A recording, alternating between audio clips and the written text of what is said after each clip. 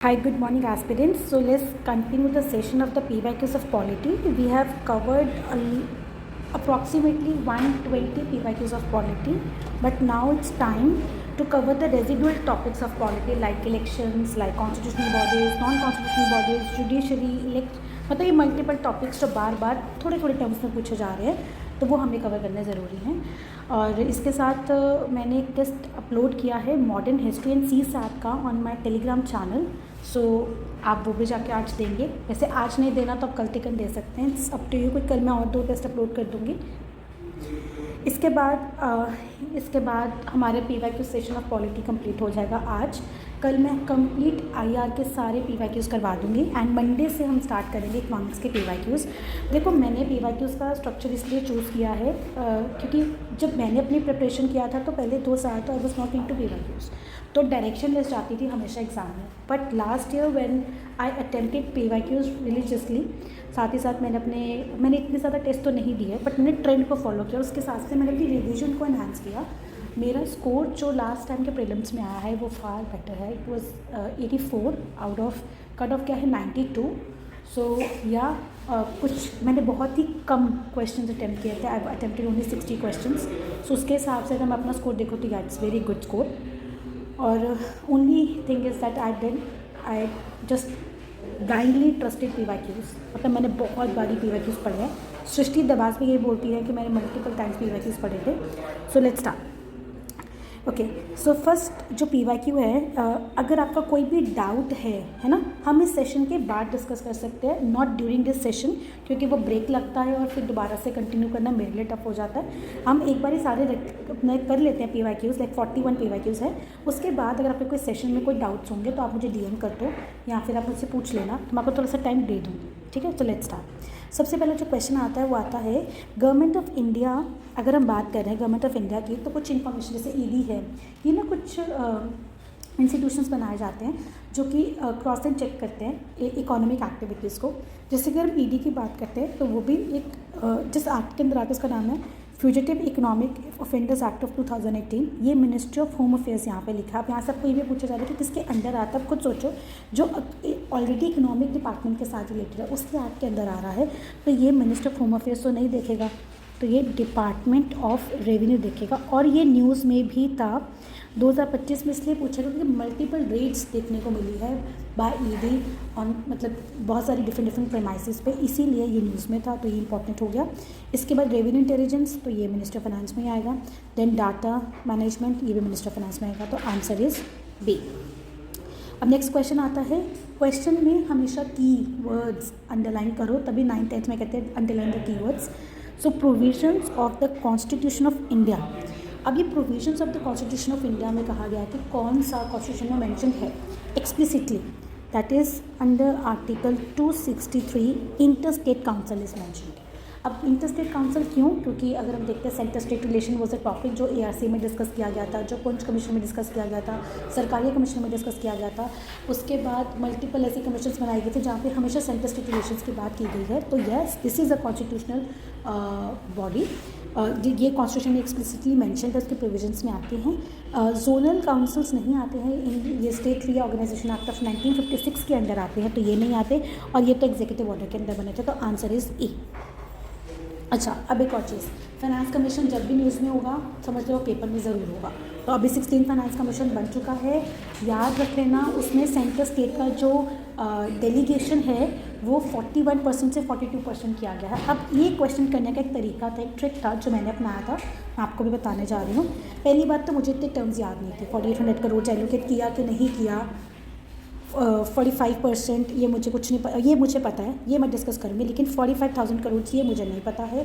Tax effects मुझे ये नहीं पता है, ठीक है। लेकिन मुझे एक चीज़ तो पता है ना कि 41 सेंटर स्टेट को देने वाला है। तो और सेकंड स्टेटमेंट कैंसिल हो गया, ठीक है। जैसे ही सेकंड स्टेटमेंट कैंसिल हुआ, आपके पास एलिमिनेशन टेक्निक से A, B and D complete हो गया, तो answer is C। Okay, answer is C। नहीं पता है तो दैट इज़ ओके। हमेशा यूपीएससी ऐसे ही पेपर्स को सेट करता है कि वो कभी भी आपको इनकम्प्लीट इन्फॉर्मेशन नहीं देगा, कभी आपसे फैक्ट्स की बात नहीं करेगा, हमेशा आपसे वही प्रोविजंस की बात करेगा जो बार बार पूछी जाती है। नेक्स्ट हमारे पास आता है लोकपाल। अब Lokpal was also in news, Lokayukta was in news, tribunals was in news. तो अगर आप वो चीज़ देखो तो अब लोकपाल न्यूज़ में था तो वो पढ़ना ज़रूरी है। तो यहाँ पे लिखा गया है कि जो लोकपाल की पावर्स थी पब्लिक सर्विस को लेके, वो आउटसाइड और इनसाइड जो इंडिया है वो थी कि नहीं थी, है ना, सर्वेंट्स के ऊपर अप्लाई करती कि नहीं करती। तो पहली स्टेटमेंट गलत है, ठीक है। चलिए नेक्स्ट देखते हैं हम लोग। Chairperson of a member shall not be a member of the MP legislature union, only the chief minister of India when incompleted has to be the chairperson. ऐसा कुछ लिखा ही नहीं है तो ये नहीं है, ठीक है। नेक्स्ट आता है चेयरपर्सन और member shall not B of less than 45 years of age on the date of assuming the office as a chairperson or a member is the case भी। सो this is the correct answer. Please आप जाके देख सकते हो। Prime minister के against पे अगर कोई एलिगेशन आता है, क्योंकि हमारा जो लॉ है वो बात करता है कि कोई भी पर्सन हो, उसका कोई कास्ट, उसकी कोई पोस्ट नहीं डिटरमिन करती है कि वो उस पर होगा या नहीं होगा। बस सीधी सी बात है, प्राइम मिनिस्टर के अगेंस्ट पे अगर कोई एलिगेशंस हैं तो वो भी इसके अंदर आते हैं। सो the answer of this question is a.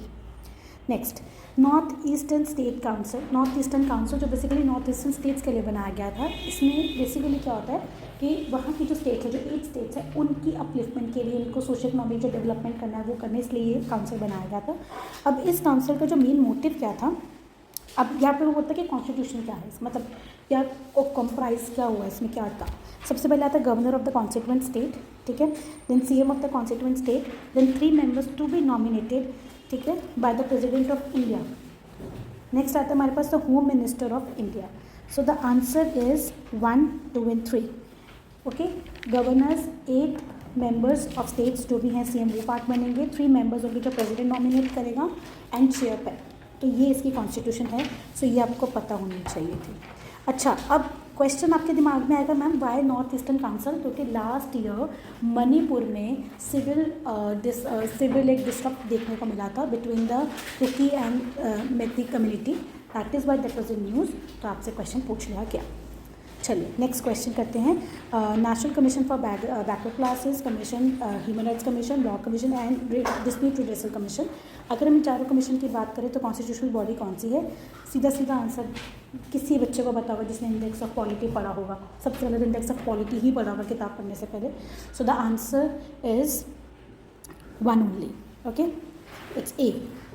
चलिए नेक्स्ट क्वेश्चन इज़, अच्छा अब यहाँ पे बोला है कि हॉरिजॉन्टल टैक्स डेवोल्यूशन करना। तो what is horizontal tax devolution? There is a vertical tax devolution which is from the centre to states. Now there is a horizontal tax devolution. Horizontal का मतलब होता है फ्रॉम स्टेट टू स्टेट। मैं कभी नहीं कहता, जो हमारा जो फाइनेंस कमीशन है वो कभी भी फंडामेंटल पे काम नहीं करता कि अगर आपकी पॉपुलेशन कम है तो भी आपको इक्वल फाइनेंस मिले बाय द सेंटर। तो अकॉर्डिंग टू पॉपुलेशन आपको सेंटर फाइनेंस करते हैं। जैसे यूपी को ज़्यादा फाइनेंस जाता है, गुजरात को जाता है, मध्य प्रदेश को जाता है। इसके अलावा अगर हम बात करें राजस्थान का फाइनेंस जाता है। तो जैसे आपकी पॉपुलेशन ज़्यादा होगी आपको ज़्यादा फाइनेंस एलोकेट किया जाएगा by the centre, and that is why this is called the horizontal tax devolution. तो 15th finance commission that was in use in 2025. again this question is in 2023. अब इसमें उसने बोला कि क्या क्या इसके क्राइटेरियाज थे, पॉपुलेशन और इनकम एरिया को छोड़ दो तो क्या क्या क्राइटेरियाज थे। सबसे पहला क्राइटेरिया तो हम ये देखेंगे कि इसने demographic performance, yes of course that was it, forest and ecology and tax and fiscal efforts, ये सारे के सारे पॉइंट्स जो थे वो थे। So the answer of this question is B.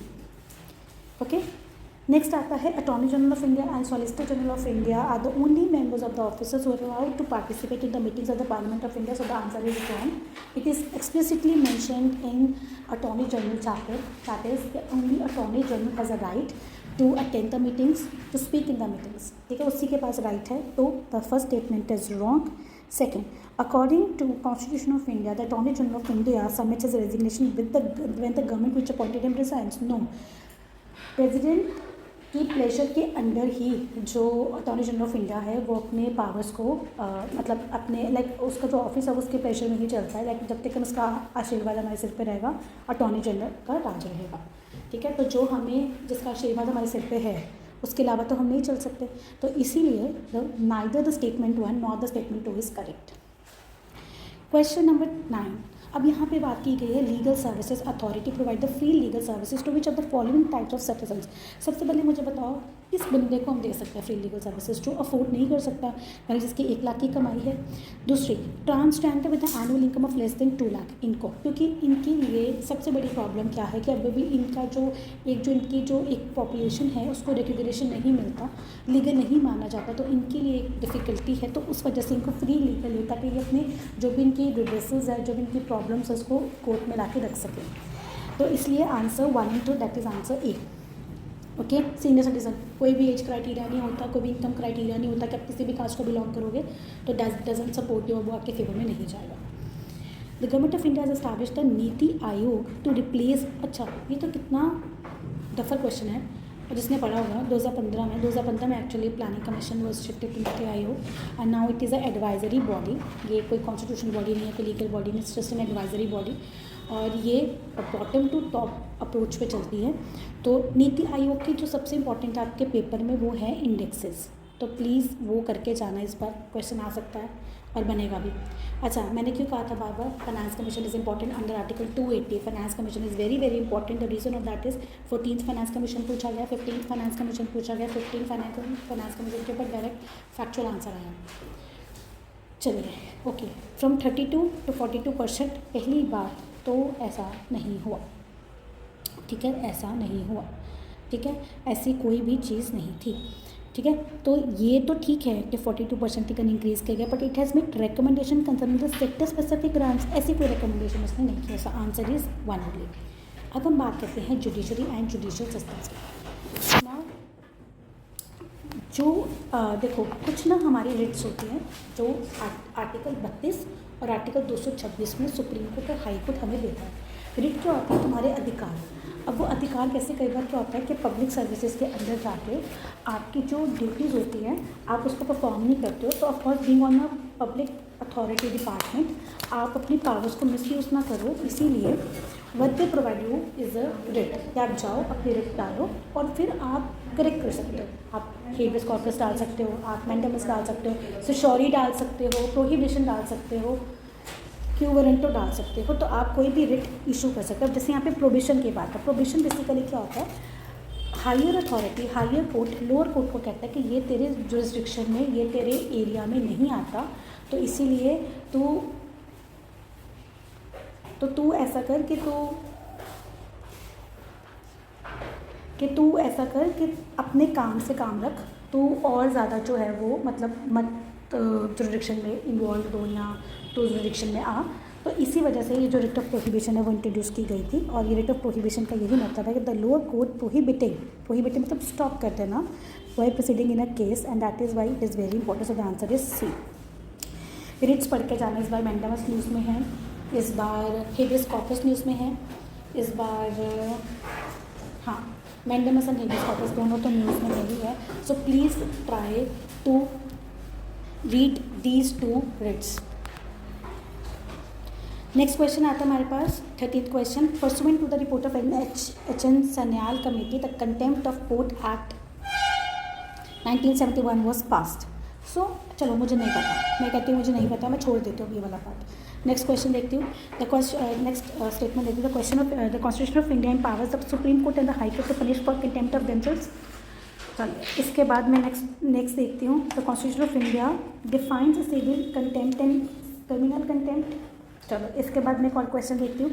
In India the parliament is vested with the powers to make laws on the contempt of court.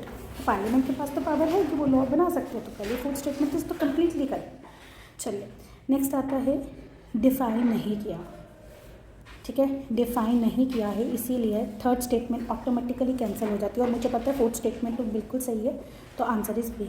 थोड़ा smart elimination कर, थोड़ा स्मार्ट टेक्निक्स आप अपना सकते हो। जब आपको 1 2 3 4 में पूछा गया, अगर आपको ओनली 1 ओनली 2 ओनली 3 है फिर तो ऑफकोर्स इट्स टफ, बट अगर ऐसा है तो आप कर सकते हो। देखो मैंडेमस इज इन न्यूज़ 2025 में, it was in news, so please read it properly. Mandamus आ सकता है इस पर। चलिए सो क्वेश्चन नंबर 14 है, जिसमें कहते हैं mandamus will lie against a private organisation unless it is interested with a public duty. ठीक है, तो नहीं कर सकता अगर वो पब्लिक ड्यूटी के अंदर है। हाँ ठीक है, दिस इज़ ओके। चलिए mandamus will not against a company even though it is a government company, ऐसा नहीं होता। तो पहला सेकंड स्टेटमेंट तो कम्प्लीटली गलत हो गया, ये भी गलत, ये भी गलत, ये भी गलत, तो answer is C. This is called the smart elimination technique. With reference to India, consider the following statements. Government law officers and legal firms are recognized as advocates. Of course, जितने भी लॉ ऑफिसर्स हैं, अगर हम लोग बार legal code की बात करते हैं तो वो सबको रिकोगनाइज करता है, चाहे आप कॉर्पोरेट लॉयर्स हो, चाहे एडवोकेट्स हो, चाहे लॉयर्स हो, चाहे पेटेंट अटॉर्नीज हो, you all are included. So statement 1 is incorrect. Bar Council is the power to lay down the rules relating to the legal education and recognition of the law college is exactly right. So the answer is B. Clearly guys, so it is mentioned, Advocates Act of 1961 में explicitly mentioned है कि ये सब लोग advocate की definition में आते हैं. नेक्स्ट क्वेश्चन आता है इंडियन जुडिशरी के ऊपर आता है. जुडिशरी इज़ इम्पॉर्टेंट क्योंकि इस बार सुप्रीम कोर्ट ने कम से कम नहीं तो ऐसे 5 एक और चीज़, इस बार पैसिव एथनीशिया पे वो वर्डिक्ट पास हुई है कि इट्स लीगल इन इंडिया. ठीक है, तो वो पढ़ के जाना है आपने. पैसिव एथनीशिया कौन कौन सी कंट्रीज़ में एक्सप्लिसिटली गिवन है, लीगल है, और एक्टिव कहाँ कहाँ पे लीगल है. पहला चीज़ आपने ये पढ़ के जाना है, वेरी वेरी इंपॉर्टेंट. और इस बार ना सुप्रीम कोर्ट न्यूज़ में है तो जुडिशरी से क्वेश्चन तो आपका बनता है. ठीक है, इसके बाद हम करेंगे एनी रिटायर्ड जज of the supreme court of India can be called back to sit and act as a supreme court जज by the chief justice of India with the prior permission of the president of India. Exactly right, कर सकते हैं. ठीक है, और उसको हम ad hoc जज कहते हैं. आपको पता होना चाहिए कि हुआ था एडॉक जजेस. अच्छा, आपको ये भी पता होना चाहिए कि जब ट्राइब्यूनल्स की बात होती है, तो उसमें भी कौन कौन से जजेस बैठते हैं. ठीक है, high court has a power to review its own judgment as a supreme court does. मेरे को बताओ, हाई कोर्ट अपनी जजमेंट भी कर सकता है? नो, नहीं कर सकता. ठीक है, हाई कोर्ट नहीं कर सकता अपने judgment. Clear? Okay everyone, high court नहीं कर सकता. सिर्फ सुप्रीम कोर्ट के पास ये पावर है अपनी ही जजमेंट को रिव्यू करने का. So the answer of this question is A. 17th question. The motion to impeach a judge of the Supreme Court of India cannot be rejected by the Speaker of the Lok Sabha as per the Judge Inquiries Act. मेरे को बताओ, supreme court of India cannot be rejected by the Speaker of the Lok Sabha. ये कहाँ mention है? ऐसा convention तो नहीं आया है, पर ये मेंशन भी कहीं पे नहीं है. सो ये तो गलत है, पहली बात. Second cheese, the constitution of India defines in the details of the word. अच्छा, अब ये तो कहीं पे भी नहीं मेंशन है, ये तो हम पढ़ के आए हैं. 2 ग्राउंड्स होते हैं जिसमें किसी भी जज को रिमूव किया जा सकता है. कोई भी हाउस रेजोल्यूशन पास करवा सकता है. इनकम्पेसिटी टू एक्ट एंड मिसप्रूव्ड बिहेवियर, है ना, प्रूव्ड मिसबिहेवियर. तो ये दोनों चीज़ें जो हैं वो नहीं मेंशन है, नहीं डिफाइंड हमारे कॉन्स्टिट्यूशन में. ये भी गलत होगा. अच्छा, अब जैसे मेरा 1 और 2 गलत हुआ, ये भी गलत, ये भी गलत. अब मेरे को सिर्फ 4th स्टेटमेंट पढ़ना है. That's it. If the motion of the impeachment of a judge is taken by voting, the law requires the motion to be backed by each house of the parliament and supported by the majority of the total members of that house and not less than 2/3. Yes, this is right. So the answer is C. थोड़ा सा पढ़ना पड़ेगा और थोड़ा सा बहुत ज़्यादा ध्यान से पढ़ना पड़ेगा. With reference to the Constitution of India, prohibition or limitations or provisions contained in the ordinary laws cannot be act as a prohibitions or limitations on the constitutional powers under Article 142. देखो जी, Article 142 is the power of the Supreme Court. सीधी बात है, ये supreme court की power है. ठीक है, और ये सुप्रीम कोर्ट से कोई भी नहीं ले सकता. सुप्रीम कोर्ट से कोई भी नहीं ले सकता. तो supreme court of India is not constraint in the exercise of its powers by the laws made by the parliament. तो पार्लियामेंट को लॉ बना के इनकी पावर को रोक नहीं सकती. उसका आंसर इज डी, क्योंकि supreme court is a guardian of our constitution. ठीक है, it's a guardian of our constitution. चलिए, 19th question. Consider the following statement. पहला क्वेश्चन है, पहली प्रोविजन आता है, no high court shall have the jurisdiction to declare any central law to be constitutionally invalid. तो ऐसा है कुछ नहीं. An amendment to the constitution of India can not be called into question by the supreme court of India. ऐसा कैसे हो सकता है? अमेंडमेंट को क्वेश्चन कर सकता है. ये थोड़े टाइम के लिए under in constitution amendment of 42 तक रोका गया था. 44th में दोबारा रिस्टोर कर दिया गया था इसको. ठीक है, दोबारा रिस्टोर कर दिया गया था. सो the answer of this question is, ठीक है, तो ये भी नहीं है और ये भी नहीं, तो answer is D. With reference to the Gram Nyayalaya act. Gram Nyayalaya act was in news, और अभी जो न्यूज़ में है वो ट्राइब्यूनल्स हैं. ट्राइब्यूनल्स पढ़ के जाना. ट्राइब्यूनल्स बहुत इंपॉर्टेंट है, और उसमें एक ग्रीन ट्राइब्यूनल आ जाता है, वो पढ़ के जाना. मैं बात साथ साथ में हाईलाइट करूँ क्योंकि टॉपिक्स लास्ट ईयर न्यूज़ में रहे हैं, तो मैं साथ साथ में हाईलाइट कर रही हूँ आपके साथ। As per the act Gram Nyayalaya can hear only civil cases not the criminal cases. ऐसा नहीं है, क्रिमिनल केसेज सुनते हैं वो, और क्रिमिनल केसेस भी कुछ लिमिट एक्सटेंट पे कर, मतलब कोई बड़ी मेजर नहीं, पर छोटे मोटे तो चलो पट्टे पुट्टे तो चलते रहते हैं, फिर इनको बनाया क्यों है। हाँ, सोशल एक्टिविस्ट, मीडिएटर्स और कॉन्सलेटर्स की तरह एक्ट करते हैं। So this is true. So the answer of this question is B. Okay, which of the following is a custodian. हाँ यार, ये तो मैं बता के हूँ, supreme court of India. Election commission and RPA act, ठीक है, 1950 का पढ़ के जाना, 1951 का पढ़ के जाना, इस बार न्यूज़ में है। चलिए, पहले आता है how many delimitation commission have been constituted, कितनी हो चुकी हैं। तो अभी 2026 की बननी थी, अभी बनी नहीं है। ये अब जो 2026 की डिलिमिटेशन कमीशन बनेगी वो बनेगी फॉर द 2029 इलेक्शंस। रीज़न क्या है इस इलेक्शंस के लिए, क्योंकि इस बार जो विमेन की सीट है वो 1/3 हो जाएगी स्टेट लेजिस्लेटिव असेंबलीज में भी और पार्लियामेंट में भी। इस वजह से जो नारी शक्ति जो एक्ट पास किया गया था वो उसकी वजह से जो सीट्स अब इंक्रीज़ करेंगे। और एक और चीज़ ये भी न्यूज़ में है इस बार, ये पढ़ के ये भी आप अपने नोट्स में ऐड कर लेना। कितनी बारी डिलिमिटेशन बना है, तो दैट इज़ 4 times, 1952, 1963, 1973 और 2002। 23rd क्वेश्चन, बेसिकली तो ये UPSC ने ड्रॉप ही कर दिया, क्वेश्चन है ही नहीं इसका आंसर, बट अगर मैं इसका आंसर बताऊंगी आपको तो आंसर इज़ ओनली बी। पहला तो हमारे इसमें मेंशन है कि ऐसा कोई भी स्ट्रिक्ट लॉ नहीं है for the candidates from contesting one election from the 3 consequences. Sir 2 consequences से आप इलेक्शंस कर सकते हो, तो आंसर 1 इज़ नहीं, आंसर वाला मतलब 1 स्टेटमेंट तो नहीं है। थर्ड स्टेटमेंट पढ़ते हैं। एग्जिस्टिंग रूल है कि बाई इलेक्शंस पार्टी करती है, नई चीज़ election commission of India hold करता है। जितने भी खर्चे होते हैं इन पार्टी के इलेक्शन के ऊपर वो सिर्फ और सिर्फ पार्टी, अगर पार्टी खुद खर्चा उठा रही है ना तो वो इतनी भी अच्छी नहीं है कि वो अगर आपने एक सीट छोड़ी तो उसका खर्चा जो उसकी कॉस्ट है वो हम बेयर करेंगे, नहीं। Election commission of India bear this. तो ये भी एक फिजिकल एक बर्डन है कंट्री के ऊपर, क्योंकि इलेक्शन कमीशन का भी जो पैसा है वो कंट्री की तिजोरी से ही जाता है। तो ये भी इसलिए answer base correct. According to the Constitution of India, a person who is eligible to vote can be made a minister in a state for 6 months even if he is not a member of the legislature. That's right, which is wrong. अगर वो member बन गया है तो उसको 6 महीने के अंदर अपनी मेंबरशिप प्रूव करनी पड़ेगी, है ना। तो पहला तो गलत हो गया। According to the Representation of Act of 1951, a person, ये पढ़ के जाना बेटा, ये इस बार पूछा जा सकता है, मेरे हिसाब से तो पूछा जाएगा।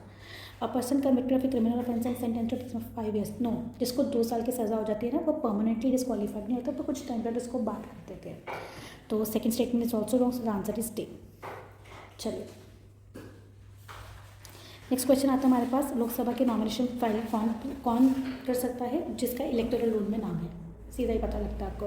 क्वेश्चन आपके लिए है, right to vote legal right है, कॉन्स्टिट्यूशनल राइट है कि नॉर्मल राइट है। Election commission of India is a 5 member body, no, it's a 3 member body. इसमें एक चीफ इलेक्शन कमिश्नर होता है, बाकी 2 कमिश्नर्स होते हैं। सो पहला स्टेटमेंट गलत हो गया। Union minister of the home affairs decide the election schedule for the conduct of the both general election और बाई इलेक्शंस। चलिए, तो पहले तो ये बात आप याद रखिएगा कि जो 26th क्वेश्चन में जो 3 member बॉडी है वो तो ठीक है, पर यहाँ पे जो होम अफेयर्स डिसाइड करता है वो नहीं है। ओके, वो नहीं है, होम अफेयर्स डिसाइड नहीं करता। Election commission resolve the dispute relative to split and mergers of the recognised parties, ऐसा भी कुछ नहीं है। So the answer is D. Then constitutional amendment acts कुछ इंपॉर्टेंट, जैसे नारी शक्ति वंदन अभिवंदन, ये इस बार न्यूज़ में है, ये पढ़ के जाना पड़ेगा। पहली बात, कितनी सीट्स इंप्रूव्ड हो रही है हमारी लोकसभा की, ठीक है, वो बतानी पड़ेंगी। थोड़ा सा डाटा इशू हो गया था, तो लेट्स स्टार्ट अगेन। नारी शक्ति वंदन अधिनियम is actually an act which is in news, तो ये पढ़ के जाना। अच्छा, अब इसमें 18th लोकसभा ऐसा कुछ नहीं है, जब ये एक्ट आया था उसके बाद 18th लोकसभा आई थी, तो पहला स्टेटमेंट रॉन्ग है। There will be force of 15 years after becoming an act, सबसे पहली चीज़, ठीक है। तो ऐसा भी मतलब 15 साल, yes this is true. There are provision for the reservation of the seat for the schedule caste and women quota, yes. तो the answer of this question is C. The Constitutional Amendment Act of 1992 is included the following languages, जैसे कोंकणी, मणिपुरी, नेपाली और मैथिली। अब ये important है, 71 में कौन सी आई थी, 92 में कौन सी आई थी, क्योंकि ये SSC CGL में पूछा गया था क्वेश्चन, पढ़ के ये भी जाना पड़ेगा। चलिए, तो इसमें आती है बोडो, डोगरी, मैथिली एंड संथाली। तो जो ये बाकी 3 हैं वो जिसमें आती है 71 कॉन्स्टिट्यूशनल अमेंडमेंट में। तो the answer of this question is 1, 2 and 3 A. In India, which one of the following constitutional amendments were widely believed to be enacted to overcome the judicial interpretation of the fundamental rights? That is First Amendment. But this question is dropped by the UPSC. In India, prisons are managed by the state government with their own rules and regulations for the day-to-day administration. Of course, this is correct. In India, prisons are governed by the Prisons Act, which explicitly kept the prisons under control of the. So both statements are correct, and A is the correct explanation of the second statement. Then हमारे पास आता है, according to the Constitution of India, the central government has a duty to protect the state from the internal disturbances. हाय, हमारा बड़ा भाई नहीं होगा तो छोटे भाई तो लड़ते मरते रहेंगे। तो बड़ा भाई है सेंटर, छोटा भाई है स्टेट। अगर स्टेट में कोई प्रॉब्लम आएगी तो सेंटर बाकी आ जाएंगे। तो पहला तो स्टेटमेंट इज करेक्ट।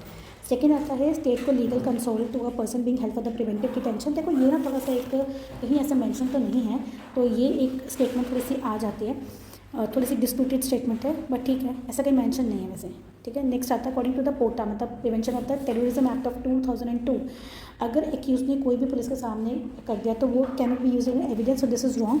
आपने मतलब ऐसा तो नहीं है, अगर आपने बिफोर द पुलिस कुछ भी आपने अगर आपने कन्फेस किया है तो होना चाहिए, पर वो सुप्रिटेंडेंट ऑफ पुलिस के सामने होना चाहिए, मतलब उससे नीचे वाली रैंक में नहीं होना चाहिए, तो वो एविडेंस क्लियर आउट हो जाता है। तो answer of this question by the UPSC is only 2। With reference to the home guards, consider the following statements. Home guards are raised under the Home Guards Act and rules of the central government. चलिए, the role of the home guard is to serve auxiliary forces to police maintenance of the internal security. ठीक है, then to prevent infiltration. So the answer of this question is B. Basically यहाँ पे जो central government है ना, वो नहीं, मैंने भी तो बताया आपको, स्टेट के पास ये राइट्स होते हैं, तो होम गार्ड भी स्टेट के पास है, तो स्टेट गवर्नमेंट देखेगी, इसके रूल्स बनाएगी। ठीक है, इनफिल्ट्रेशन भी स्टेट देखेगी, तो ये दोनों स्टेटमेंट तो करेक्ट है, answer is B. With reference to India, consider the following statements. unauthorized wearing of a police or military uniforms, Official Secrets Act, knowingly misleading or otherwise interfering with the police officers, Indian Evidence Act, ये तो ठीक है, and Endangers the Food and Arms Act। ठीक है, so the answer of this question is कि answer is, देखो military की जो है ना, ये वाला जो मिलिट्री यूनिफॉर्म है, ये बेसिकली आती है हमारे पास आईपीसी एक्ट के अंदर, इंडियन पिनल कोड के अंदर आता है। तो पहली स्टेटमेंट इज रॉन्ग, तो the answer of this question is P. Consider the following statement respect to the Indian national flag of India. तो अगर हम पहले स्टेटमेंट की बात करें तो ऐसा कोई भी नहीं है, सर्टन स्टैंडर्ड स्टाइल वो साइजेस है, बट कोई पर्टिकुलर साइज नहीं है फ्लैग का, तो पहला स्टेटमेंट तो गलत है। सेकेंड आता है 3:2 रहता है, yes this is correct, so the answer of this question is D. Statement 1 is incorrect, statement 2 is correct. Aadhaar Meta data can not be stored for more than 3 months, ऐसा कुछ नहीं है। ठीक है, states can not enter in 20 contract with the private corporation for sharing the data. Insurance के लिए mandatory नहीं है। ठीक है, तो ये तो ऑफकोर्स इज नॉट मैंडेटरी, तो the answer of this question 3 तो काट दो, है ना। अब forgetting the benefits funded of, ये ठीक है, आपको अगर फंड्स में से कुछ बेनिफिट लेना है तो आपके पास ये होना चाहिए। So the answer of this question is B, है ना। तो ये कॉन्ट्रैक्ट में बेनिफिट, तो ऐसा कुछ नहीं है। तो पहला स्टेटमेंट तो मैंने निकाल दिया, सी और ये निकल गया, थर्ड भी निकल गया, तो मेरे पास आंसर आ गया। 44th amendment of constitution introduce the article placing the election of prime minister beyond judicial review, ऐसा नहीं है, बियॉन्ड जुडिशियल रिव्यू नहीं है। 42nd में कुछ टाइम टेकन कहा गया था कि जो प्राइम मिनिस्टर के इलेक्शन से आउट ऑफ जुडिशियल रिव्यू होंगे, बट 44th कॉन्स्टिट्यूशनल अमेंडमेंट में ये सब प्रोविजंस कैंसिल कर दिए, कर्टल कर दिए गए। सुप्रीम कोर्ट ऑफ इंडिया ने स्टेप डाउन किया था, ये ट्रू है, तो आंसर इज बी। 37 क्वेश्चन देख लो। आज पर the recent amendment to the Indian forest act, अभी तो कोई रिसेंट अमेंडमेंट हुई नहीं है, तो पहले से गलत हो गया। ठीक है, फिर माइनर फॉरेस्ट प्रोड्यूस है, ओके, और फिर ownership of the minor forest produce to forest dweller. So the answer of this question is again, answer of the question is B. चलिए, Aadhaar can be used as a proof of certificate और no it's not used once Aadhaar can not be deactivated, ऐसा भी नहीं है। तो अभी ये recent judgement में भी आया था लास्ट ईयर कि आधार कार्ड को हम एक क्वेश्चन था एड्रेस प्रूफ की तरह यूज़ कर सकते हैं, मतलब एक लीगल एड्रेस प्रूफ की तरह हम यूज़ कर सकते हैं, या फिर बर्थ सर्टिफिकेट के बिहाफ में आधार कार्ड को यूज़ कर सकते हैं। तो ये आपने क्वेश्चन देखना है, क्योंकि इस बार भी आधार कार्ड पे क्वेश्चन आएगा। अब हमारे पास सिर्फ पंचायती राज एंड गवर्नेंस के ऊपर कुछ क्वेश्चन रह जाते हैं। सो answer of this question, sorry वो बताना मैं भूल गया, आंसर इज डी। ठीक है, नेक्स्ट आता है हमारे पास Panchayati Raj intimate exist in all the states, no, in those states जहाँ पे पॉपुलेशन 20 लाख से ज़्यादा है वहाँ पे ही ब्लॉक लेवल या इंटरमीडिएट लेवल बनाया जाता है। सो पहली स्टेटमेंट होगी गलत। दूसरी स्टेटमेंट आता है 30 साल की एज, नहीं नहीं नहीं 30 साल नहीं चाहिए भाई, हमें 21 साल चाहिए, ये भी गलत होगी, पंचायत के इलेक्शंस। फिर आता है CM consider the financial position of the states, ये बिल्कुल ठीक है। सो द आंसर, अब यहाँ पे हमने नॉट करेक्ट बताना था। अच्छा, अब यहाँ पे एक और चीज़ देखनी पड़ेगी हमें। जब हमने नॉट करेक्ट बताना था तो हमने देखा कि देखो यहाँ पे लिखा है CM of state, no CM of state नहीं है, यहाँ पे आता है गवर्नर, ठीक है, याद रखना। तो ये भी स्टेटमेंट गलत हो जाती है। तो आंसर इज 1, 2 and 3।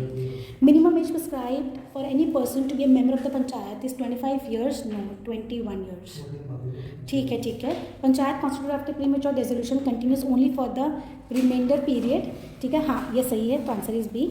अब last question of this video for you and completing all the PYQs of the polity is Panchayati Raj institution क्यों बनाया गया था? लोगों के डेवलपमेंट के लिए और डेमोक्रेटिक डिसेंट्रलाइजेशन के। So answer of this question is C. अब देखो हमने सारे PYQs कवर कर लिए पॉलिटी के, कल हम इंटरनेशनल रिलेशन के कवर करेंगे। तो एक चीज़ जो मैं आपसे कमिटमेंट में चाहती हूँ, मॉडर्न हिस्ट्री का टेस्ट, और ये सारी जितनी भी मैं आपके साथ PDF शेयर करने जा रही हूँ अपने पॉलिटी के PYQs की, वो आपने सारी कल तक कंप्लीट करनी, क्योंकि मंडे को टेस्ट होगा PYQs के related, complete PYQ based test होगा Monday. Okay, all the best. और कोई भी अगर डाउट्स है तो मुझे बता दो और मुझे पेन डाउन कर दो, मैं फिर एड्रेस कर दूँगी। और अगर आपको कोई गाइडेंस चाहिए तो वो फिर आप मेरे नंबर पे आप मुझे मैसेज करके पूछ सकते हो, मेरे अकेडमी के नंबर पे। Would be fine for all of you. Thank you and have a nice day all of you.